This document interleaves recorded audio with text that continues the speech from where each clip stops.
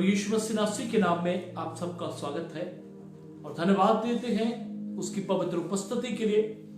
और परमेश्वर की उपस्थिति ही है जो हमारे हृदय को इस बात के लिए तैयार करती है कि हम उसके वचन को, जो कि एक बीज की नाई हमारे हृदयों में पवित्र आत्मा के जरिए बोया जाता है, और जब हम सुनते हैं सेवक को तो वो बीज की नाई हमारे हृदयों में बोया जाता है। मेरे अज़ीज़ों, आज विश्वास करें कि परमेश्वर का आत्मा हमारे जीवनों में परमेश्वर के समर्थी बीज को बो रहा है और हम इसे समझें और परमेश्वर का आत्मा हमारी मदद करे इसे समझने के लिए, और हम ऐसा ही करते रहें। ऐसा करने के लिए भी पवित्र आत्मा हम सबकी सहायता करे। आज हम देखने जा रहे हैं कि आज हम किस बात का इंतजार कर रहे हैं। बाइबल में जब हम ध्यान से पढ़ते हैं तो लिखा है, Those who wait upon the Lord, they shall renew their strength। अर्थात जो यहोवा की बाट जोहते हैं वे नया बल प्राप्त करते जाएंगे, वे उकाबों की नाई उड़ेंगे, वे चलेंगे और थकित ना होंगे, और वे दौड़ेंगे परंतु श्रमित ना होंगे। मेरे अज़ीज़ों, बाइबल केवल हमें प्रार्थना करने के लिए ही नहीं कहती, बाइबल केवल हमें स्तुति करने के लिए ही नहीं कहती, बाइबल केवल हमें दूसरे लोगों में गवाही बांटने के लिए ही नहीं कहती, और बाइबल हमें एक पवित्र जीवन जीने के लिए ही नहीं कहती। लेकिन आज जो विषय आपके साथ में बांटने जा रहा हूं वो है कि हम किस काम के लिए, किस बात के लिए इंतजार कर रहे हैं। अर्थात बाइबल हमें कुछ इंतजार करने के लिए भी कहती, किसी बात की बाट जोड़ने के लिए भी कहती है। सो आज उसी विषय को लेकर के हम बात करेंगे। और बाइबल में जब हम ध्यान से पढ़ते हैं तो लूका 2:25 आयत को जब हम पढ़े तो वहां लिखा है, और देखो यरूशलेम में शमौन नाम का एक मनुष्य था, और वह मनुष्य धर्मी और भगत था। शमौन नाम का एक व्यक्ति था यरूशलेम में, और वो धर्मी और भगत था, और इज़राइल की शांति की बाट जो रहा था, और पवित्र आत्मा उस पर था। Oh, praise God! पर अज़ीज़ों, waiting for consolation of Israel, अर्थात ये व्यक्ति जो शमौन नाम का यरूशलेम में रहता था, ये धर्मी व्यक्ति है, ये परमेश्वर का भगत व्यक्ति है, और बाइबल कहती है ये पवित्र आत्मा से भरा हुआ व्यक्ति है। Praise God! लेकिन देखिए ये क्या महान कार्य कर रहा है, ये एक महान कार्य कर रहा है, इज़राइल की शांति की बाट जो रहा था।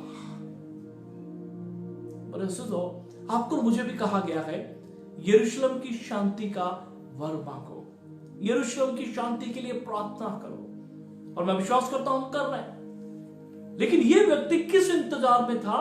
इज़राइल की शांति का इंतजार, कि इज़राइल में शांति हो, यरूशलेम में शांति हो। और यह व्यक्ति लगातार इस बात के लिए बाट जो रहा था, लगातार ये व्यक्ति इंतजार कर रहा था इस बात की कि परमेश्वर इज़राइल में अपनी शांति को उठाए। और दूसरी बात, जब हम देखते हैं बाइबल एक और इंतजार के विषय में बताती है, waiting for the moving of the water. अर्थात कुछ लोग थे जो पानी के हिलने का इंतजार कर रहे थे। बाइबल इस बात को कहती है, अगर आप यूहन्ना 5:2-3-4 अगर पढ़ें तो वहां लिखा है, यरूशलेम में भेड़ फाटक के पास एक कुंड है जो इब्रानी भाषा में बैतसदा कहलाता है, और उसके 5 ओसारे हैं, और इनमें बहुत से बीमार और अंधे, लंगड़े और सूखे अंग वाले पानी के हिलने की आशा में पड़े रहते थे, पानी के हिलने की इंतजार में पड़े रहते थे, क्योंकि नियुक्त समय पर परमेश्वर के स्वर्गदूत कुंड में उतरकर पानी को हिलाया करते थे, और पानी हिलते ही जो कोई पहले उतरता वह चंगा हो जाता था, और चाहे उसकी कोई भी बीमारी क्यों ना हो। शमौन इज़राइल की शांति की बाट जो रहा था। लेकिन बाइबल इस बात को भी बताती है कि कुछ लोग ऐसे थे उस समय, यीशु मसीह जब इस धरती के ऊपर एक मनुष्य के रूप में थे, तो वो एक ऐसे पानी के खिलने का इंतजार करते थे। जैसा अभी हमने पढ़ा, बैतसैदा नाम का एक कुंड था और उसके चारों तरफ लोग पानी के खिलने का इंतजार करते थे, बाढ़ चौकते रहते थे कि पानी हिलेगा और जो कोई, जैसा अभी हमने पढ़ा, जो कोई उसमें पहले उतर जाता था वो चंगा हो जाता था। और बाइबल कहती है चाहे उसकी कोई भी बीमारी क्यों ना हो। तो ये लोग किस बात का इंतजार कर रहे थे? They were waiting for the moment of the water. वो पानी के मूवमेंट के खिलने के, लगातार खिलने के इंतजार में थे, पानी के मूव करने के इंतजार में थे मेरे अज़ीज़ों। और जैसे ही पानी खिलता था, परमेश्वर के स्वर्गदूत नियुक्त समय पे उस पानी को खिलाते थे उस कुंड के, और जो कोई पहले उतरता वो चंगा हो जाता था। इसका अर्थ इंतजार करने में कहीं ना कहीं हर जगह फायदा है। हालेलुया। प्रभु के लोग इंतजार करते हैं तो उनकी सामर्थ्य नई हो जाती है। Those who wait upon the Lord, they shall renew their strength. वे उकाबों की नाई उड़ने की सामर्थ्य प्राप्त करते हैं। वे दौड़ते और थकते नहीं, वो चलते हैं और श्रमित नहीं होते। और शमौन नाम का ये व्यक्ति इस्राएल की शांति के लिए लगातार बाट जो रहा था। और बैतसैदा के आसपास के लोग किस बात के इंतजार में थे कि पानी हिलेगा कुंड का और मैं पहले उतरूं ताकि मैं इस बीमारी से चंगा हो जाऊं। आज मैं आपके साथ 3 बातों को शेयर करने जा रहा हूं। आप और मैं प्रार्थना कर रहे हैं, प्रेज का गवाही बांटते हैं, प्रेज का, और धन्यवाद देते हैं, स्तुति करते हैं परमेश्वर की, धन्यवाद। लेकिन आज एक और महान कार्य हम कर भी रहे हैं, लेकिन शायद हम उसे उतना सीरियसली नहीं लेते। और वो सबसे महान कार्य जो 3 मैं आपके साथ बांटने जा रहा हूं, वो है what we wait for। हम किस बात का इंतजार कर रहे हैं, किसकी बाट जो रहे हैं। पहली बात, the coming of the Lord Jesus Christ. आज एक विश्वासी होने के नाते केवल ये कार्य नहीं हमारा कि हम प्रार्थना करते रहें, हम धन्यवाद देते रहें, गवाही देते रहें और बाहर प्रचार करते रहें, रूहों को जीते, लेकिन इसके साथ साथ आपका और मेरा एक महान कार्य यह भी है कि हम इंतजार करें, बाट जो रहे हैं यीशु मसीह के फिर से स्वर्ग से आने के लिए। क्या हम सचमुच दिल की गहराई से ऐसा कार्य करते हैं? क्या सचमुच प्रतिदिन ये वचन हमारे हृदय में रहता है? और क्या सचमुच मैं इस बात के लिए तैयार रहता हूं कि प्रभु कभी भी आ सकता है? और क्या मैं दिन रात सोते जागते इस बात के लिए तैयार हूं कि जैसे ही प्रभु आएगा मैं उसके साथ बादलों पे उठा लिया जाऊंगा? क्या इस बात को हम सदा याद रखते हैं? क्या इस बात के लिए हम कोशिश करते हैं, तैयारी करते हैं? या केवल हम इस बात को लेकर करके एक साधारण वचन अपने जीवन में रखे हुए हैं, या ये सोचते हैं कि हजारों साल बीत गए हैं, बाइबल में लिखा हुआ है यीशु मसीह आएंगे, 2000 से ज्यादा साल हो गए लेकिन अभी तक तो प्रभु आया नहीं, देखा जाएगा जब प्रभु आएगा तो देख लेंगे। मेरे से जो परमेश्वर के व्यक्ति को, विश्वासी को, धर्मी को और जो लोग पवित्र आत्मा से जिनके ऊपर छाप लगी हुई है, हर विश्वासी को जो आप और मैं परमेश्वर के द्वारा चुना गया है, कभी भी परमेश्वर के इस वचन को धीमे से या हल्के से नहीं लेना चाहिए। बाइबल कहती है यीशु मसीह आएंगे अपने लोगों को लेने के लिए। पहला कुरिन्थियों 1 और उसकी 7 आए, वहां लिखा है यहां तक कि किसी वरदान में तुम्हें घटी नहीं और तुम हमारे प्रभु यीशु मसीह के प्रकट होने की बाट जोहते रहते हो। तुम्हें किसी बात की घटी नहीं और तुम हमारे प्रभु यीशु मसीह के प्रकट होने की बाट जोहते रहते हो। पौलुस कुरिन्थियों की कलीसिया के लोगों को इस बात को कहता कि तुम लगातार यीशु मसीह की बाट जो रहे हो। मेरे दोस्तों, वो यीशु मसीह जो आपके और मेरे लिए इस धरती के ऊपर आपको और मुझे बचाने के लिए एक मनुष्य के रूप में पैदा हुए, और यीशु मसीह ने आपके और मेरे सारे रोगों को, बीमारियों को, सारे पाप और दंड को अपने ऊपर उठा लिया। जैसा यशायाह 53 में 4, 5, 6 में पढ़ते हैं तो वहां लिखा है जो पाप हमारे थे परमेश्वर ने उन पाप और दंड को आपको और मुझे ना दे करके अपने पुत्र यीशु मसीह पे ला दिया। यीशु मसीह ने आपके और मेरे प्रायश्चित के लिए लहू बहाया और सूली और क्रूस के ऊपर एक निंदा और शर्म, इन सब चीजों को उसने अपने ऊपर झेला और ऐसी मौत को झेला जो एक घोर अपराधी को दी जाती है। जबकि प्रभु ने कोई पाप नहीं किया, लेकिन वो आपके और मेरे लिए पापी बन गया। जैसा दूसरा Corinthians 5:21 में लिखा है, जो पाप को जानता भी नहीं था उसी को परमेश्वर ने आपके और मेरे लिए पाप ठहराया, ताकि हम मसीह यीशु में होके परमेश्वर की धार्मिकता बन जाए। यीशु मसीह आपके और मेरे लिए श्रापित बन गए। यीशु मसीह आपके और मेरे लिए बीमार और रोगी बन गए। यीशु मसीह आपके और मेरे लिए स्वर्ग छोड़ के इस धरती के ऊपर एक आम मनुष्य के रूप में इस धरती पे पैदा हुए और अपने आप को दीन किया और शून्य कर दिया और यहां तक अपने आप को नम्र बनाया कि मृत्यु, हां, क्रूस की मृत्यु भी सह ली। किसके लिए? आपके लिए। मेरे अज़ीज़ों, लिखा है वो मारे गए, गाड़े गए, लेकिन तीसरे दिन परमेश्वर ने यीशु को मुर्दों में से जिंदा किया। यीशु मसीह आज भी जीवित है। Praise God, hallelujah. और बाइबल इस बात की गवाही देती है कि जब वो लोगों को दिखाई दिए और उसके बाद जब वो स्वर्ग में उठा लिए गए, तो स्वर्ग दूतों ने आकर के इस बात को कहा, जैसे तुम यीशु को स्वर्ग में जाता हुआ देखते हो, वैसे ही एक दिन वो फिर वह वापस आएगा अपने लोगों को लेने के लिए। प्रेज़ गॉड, ये बाइबल का वचन है, ये परमेश्वर ने कहा है और हम उसकी बाट जोने वाले लोग हैं। क्या आप और मैं उसका इंतजार कर रहे हैं? उसका इंतजार, उसकी बाट जोने का अर्थ क्या है? क्या हम तैयार हैं? क्या हमारा भीतर का जीवन इस बात के लिए गवाही देता है कि हां, आज अगर प्रभु यीशु मसीह आ जाते हैं तो मैं उसके साथ जाने के लिए तैयार हूं। हम बहुत सी बातों की तैयारी कर रहे हैं।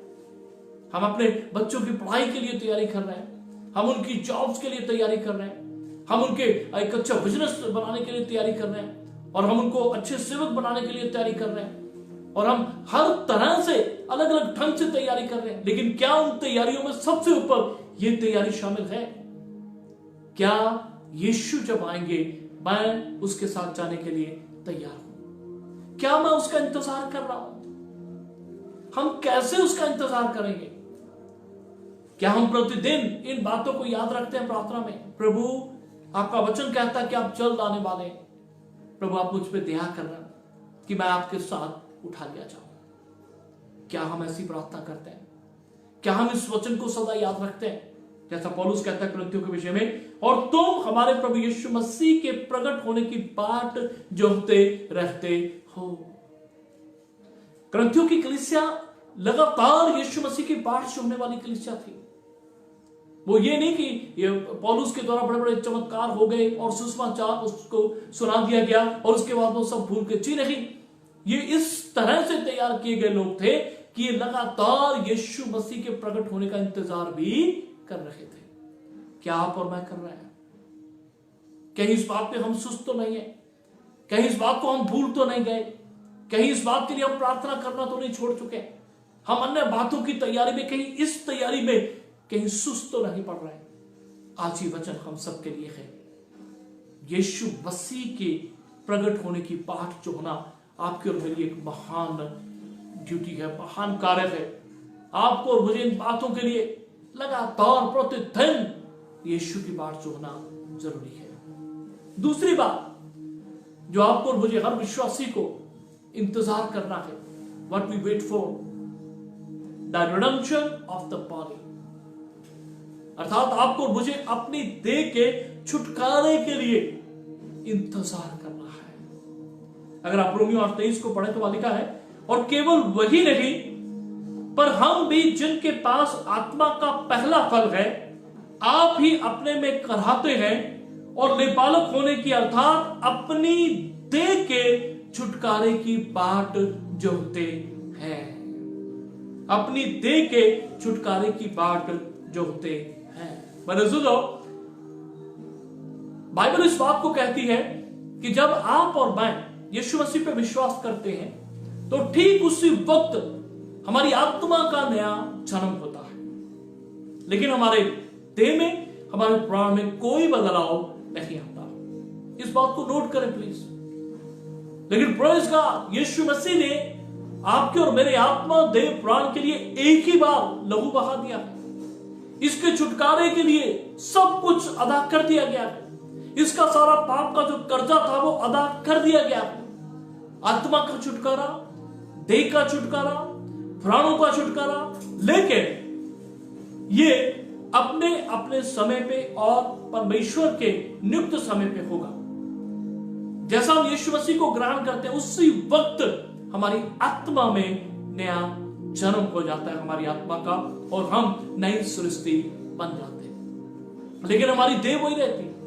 जब मेरा नया जन्म हुआ, जब मैं आत्मा में पैदा हुआ, तो मेरे से मेरी देह जैसी थी वो वैसी ही थी, और मेरा प्राण जैसा था वो वैसा ही था, उसमें कोई बदलाव नहीं आया।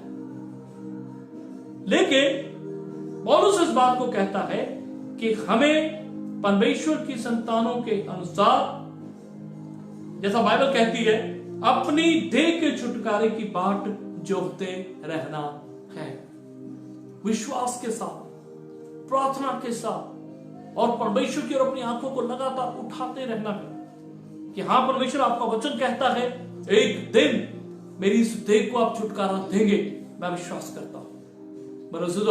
बाइबल इस बात को साफ कहती है, जो लोग प्रभु में विश्वास करते हैं और जो जीवित हैं, या जो विश्वास के साथ मसीह में सो गए हैं, अब जब यीशु मसीह बादलों पे आएंगे तो दो ही बातें होंगी। तो वो दो महान बातें आज मैं जरूर आपके साथ बांटना चाहता हूं। हम जानते हैं उन बातों को, लेकिन फिर भी इस बात को जानना बहुत जरूरी है और याद रखना बहुत जरूरी है कि हां, ये बातें हमारे जीवन में होने जा रही है। पहला कुरिन्थियों 15 उसकी 50 से लेके 54 तक मैं आपके लिए पढ़ूंगा, और लिखा है, हे भाइयों, मैं ये कहता हूं कि मांस और लहू परमेश्वर के राज्य के अधिकारी नहीं हो सकते, और ना विनाश अविनाशी का अधिकारी हो सकता है। पौलुस जो है परमेश्वर का सेवक, इसको विनाश कहता है। ये देह नाशवान है, और कहता है ये मांस और ये लहू परमेश्वर के राज्य के अधिकारी नहीं हो सकते। और आगे लिखा है, देखो मैं तुमसे भेद की बात कहता हूं कि हम सब तो नहीं सोएंगे, परंतु सब बदल जाएंगे। तो यीशु के आगमन पे जो सबसे पहली बात जिंदा विश्वासी लोगों के ऊपर होगी, जो शरीर में जीवित होंगे, आप और मैं, या हमारे समय में या आने वाले समय में, तो पौलुस क्या कहता है, हम सब बदल जाएंगे। तो विश्वासी लोगों में जब यीशु मसीह आएंगे, सबसे पहली बात क्या होगी? कि वो जो जीवित है वो बदल जाएंगे, अर्थात ये नाशवान अविनाश में बदल जाएगा। ये देह महिमा में देह में बदल जाएगी। Praise God.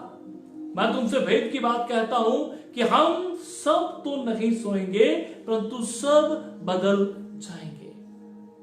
और ये क्षण भर में, पलक मारते ही, पिछली तुरही फूंकते ही होगा, क्योंकि तुरही फूंकी जाएगी, मुर्दे अविनाशी दशा में उठाए जाएंगे और हम बदल जाएंगे।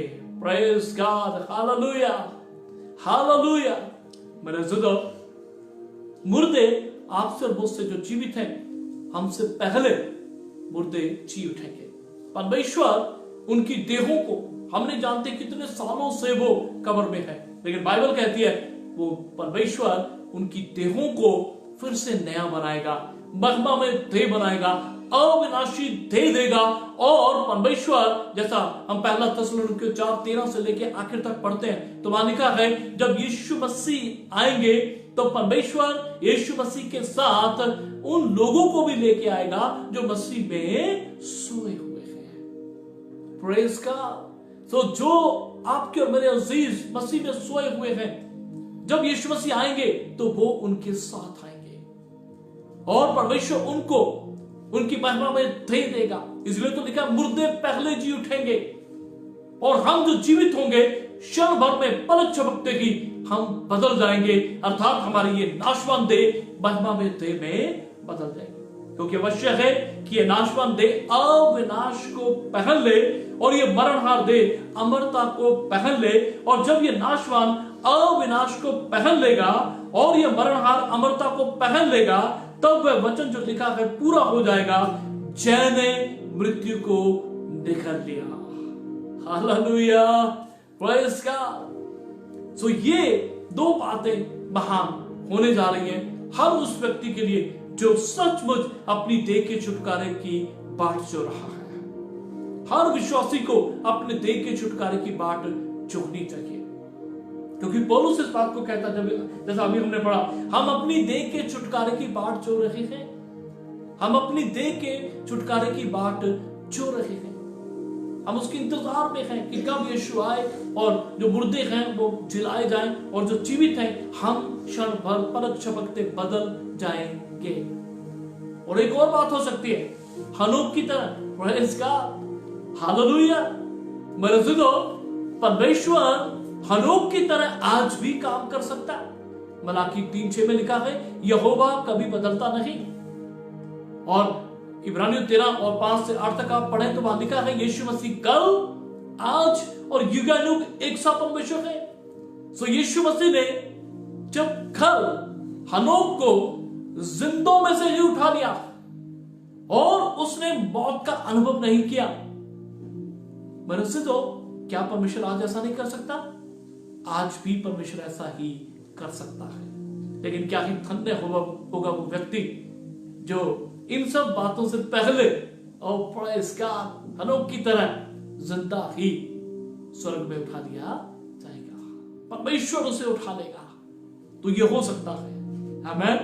लेकिन दो बातें महान हैं कि या तो हम इस धरती पे जीवित हैं, क्षण भर में हम बदल जाएंगे और महिमा में देह प्राप्त करेंगे, अविनाशी देह प्राप्त करेंगे, और जो मुर्दे हैं वो आपसे मुझसे भी पहले जी उठेंगे और परमेश्वर उन्हें अमरता की दे देगा, अविनाशी दे देगा, और परमेश्वर उनमें आत्मा समाएगा और वो जीवित होकर के परमेश्वर यीशु के साथ, आपसे भी मुझसे भी पहले यीशु के साथ हवा में मिलेंगे। और प्रेज़ गॉड, हालेलुया। सो दूसरी बात जिसका आपको मुझे बाट जोड़ना है, इंतजार करना है, वो है अपने देह के छुटकारे की बाट जोड़ने के लिए लगातार हमें प्रार्थना करते रहना है और इन बातों को आपको मुझे देखना है। तीसरी बात, the manifestation of the sons of God. तीसरी बात जो आपको मुझे लगातार इंतजार करने के लिए बाइबल कहती है वो है रोमियो 8, 19, 20 और 21 को अगर हम पढ़ें, क्योंकि सृष्टि बड़ी आशा भरी दृष्टि से परमेश्वर के पुत्रों के प्रकट होने की बाट जो रही है। ये सारी सृष्टि पाप से करा रही है, श्राप के अधीन है, और ये भी करा रही है किस बात के लिए? छुटकारे के लिए। जैसा अभी हमने पढ़ा, क्योंकि सारी सृष्टि बड़ी आशा भरी दृष्टि से परमेश्वर के पुत्रों के प्रकट होने की बाट जो रही है। 20 और 21 आज भी पढ़ूंगा मैं आपके लिए, क्योंकि सृष्टि अपनी इच्छा से नहीं पर अधीन करने वाले की ओर से व्यर्थता के अधीन इस आशा से की गई कि सृष्टि भी आप भी परमेश्वर के दासत्व से छुटकारा पाकर परमेश्वर की संतानों की महिमा की स्वतंत्रता प्राप्त करेगी। और प्रेज़ गॉड, हालेलुया। सारी कायनात, सारी सृष्टि श्राप के अधीन है, लेकिन परमेश्वर के पुत्र जब महिमा में प्रकट करेंगे तो परमेश्वर इस सारी कायनात को भी, इस सारी सृष्टि को भी छुटकारा देगा। मेरे दोस्तों, सारी सृष्टि बड़ी आशा भरी दृष्टि से परमेश्वर के पुत्रों के प्रकट होने की बाट जो रही है, manifestation of the sons of God. तो ये तीन बातें आपको मुझे सर्वदा अपने जीवन में याद रखनी है। पहली, कि प्रभु यीशु मसीह स्वर्ग में आपको और मुझे स्वर्ग से इस धरती पे लेने के लिए आ रहे हैं। क्या मैं उसका इंतजार कर रहा हूं? अपनी देह के छुटकारे के लिए क्या मैं ऐसा जीवन जी रहा हूं? और सृष्टि भी परमेश्वर के पुत्रों के प्रकट होने की बाट जो रखी है, जिसमें हम भी शामिल हैं। पर अज़ीज़ों, आप इन सब बातों के लिए क्या इंतजार कर रहे हैं? क्या बाट जो रहे? कहने का अर्थ क्या है? क्या हम इन बातों के लिए तैयार हैं? यीशु मसीह आए तो क्या हम इस बात के लिए तैयार हैं? क्या हमारी देह को हम परमेश्वर के कार्यों में, और जैसा लिखा है रोमियो 12 उसकी 1 आयत को जब हम पढ़ते हैं, हे भाइयों मैं तुम्हें परमेश्वर की दया स्मरण दिला के ये कहता हूं कि अपनी देहों को परमेश्वर को जीवता पवित्र भावता हुआ बलिदान करके चढ़ाओ, ये तुम्हारी आत्मिक सेवा है। मेरे अजीजों, क्या इस धरती पे यीशु मसीह को प्राप्त करने के बाद, उस पर विश्वास करने के बाद, उसके बेटे और बेटियां बनने के बाद, क्या हम प्रतिदिन अपनी देह को परमेश्वर को बलिदान के रूप में चढ़ाते हैं? और क्या इस देह से उसकी महिमा हो रही है?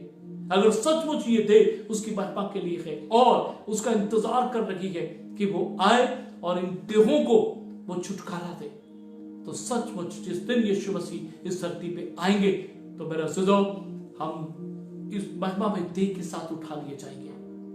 Praise God. और एक दिन ये सारी सृष्टि परमेश्वर के पुत्रों के प्रकट होने की जो पाठ हो रही है वो सचमुच छुटकारा प्राप्त करेंगे। धन्य है वे लोग जिन्होंने अपना जीवन यीशु मसीह को दे दिया है और जिन्होंने यीशु मसीह को अपने हृदय में रहने के लिए बुलाया है और वो उसके बेटे और बेटियां बन गए हैं, क्योंकि ऐसे ही लोग यीशु के साथ उठा लिए जाएंगे और ऐसे लोग हर दिन यीशु मसीह का इंतजार कर रहे हैं। क्या आप और मैं प्रभु का इंतजार कर रहे हैं? ये आपकी और मेरी बहुत बड़ी जिम्मेदारी है। इसको प्रतिदिन करें और प्रतिदिन प्रार्थना में याद रखें और इंतजार में रहे, जैसा शमौन इंतजार में था। किस बात के लिए? इस्राएल की शांति के लिए। मेरे जो बाइबल कहती है कि जो परमेश्वर की बाट जोते हैं वे नया बल प्राप्त करते जाएंगे। सो प्रभु का इंतजार हमें इन बातों के लिए तो करना है कि नहीं नया बल मिले, ताकि मैं उकाबों की नहीं उड़ूं और मैं दौड़ूं लेकिन थकूं नहीं, मैं चलूं लेकिन समझता हूं, लेकिन इस बात के लिए भी यीशु मसीह बादलों पे चल जाने वाला है अपनी देह के छुटकारे के लिए। परमेश्वर के पुत्रों की महिमा के लिए ये सारी सृष्टि छुटकारे के लिए इंतजार कर रही है। आइए हम इस कार्य को भी बखूबी निभाएं और इस बात को याद रखें, कभी अपने जहन से इस वचन को दूर ना होने दें कि यीशु मसीह बादलों पे आने वाला है। क्या मैं तैयार हूं? आइए अपने सरों को झुकाएं, हम प्रार्थना करें। प्रेमी पिता, आपका शुक्र, आपकी तारीफ करते हैं आज के जीवित वचन के लिए। हाँ परमेश्वर, आपका वचन हमें इन बातों को सिखाता है कि हम जब बचाए गए हैं, परमेश्वर यीशु मसीह के द्वारा नया जन्म पाए हुए हैं और उसके बेटे और बेटियां हैं, तो हम केवल इस बात से खुश ना हो जाएं, लेकिन हम प्रभु परमेश्वर जब तक आप बादलों पे नहीं आ जाते या जब तक हमारे जीवन में सांस है, हमें एक बहुत बड़ी जिम्मेदारी दी गई है और वो जिम्मेदारी ये है कि हम यीशु मसीह के आने का इंतजार करें। प्रभु यीशु मसीह का पाठ जो है, अपनी देह के छुटकारे की पाठ जो है, सारी सृष्टि परमेश्वर के पुत्रों के प्रकट होने की पाठ जो रही है ताकि वो छुटकारा पाए। परमेश्वर हमारी मदद करे कि प्रभु हम इस संसार में फंस के न रह जाए, लेकिन प्रभु इस कार्य को भी करते रहें कि मेरा प्रभु बादलों पे आने वाला है, क्योंकि उसका वचन कहता है, क्योंकि उसके स्वर्गदूत गवाही देते हैं। ओ हालेलुया, क्या मैं तैयार हूं? यदि आज रात, आज 1 घंटे बाद यीशु मसीह आते हैं, तो क्या मैं तैयार हूं अपने परमेश्वर के साथ जाने के लिए? मेरे जो सचमुच प्रभु की बाट जो रखे हैं, अर्थात उसके आगमन को प्रिय जानते हैं, तो वो अपने भीतर और बाहर के जीवन को तैयार कर रहे हैं।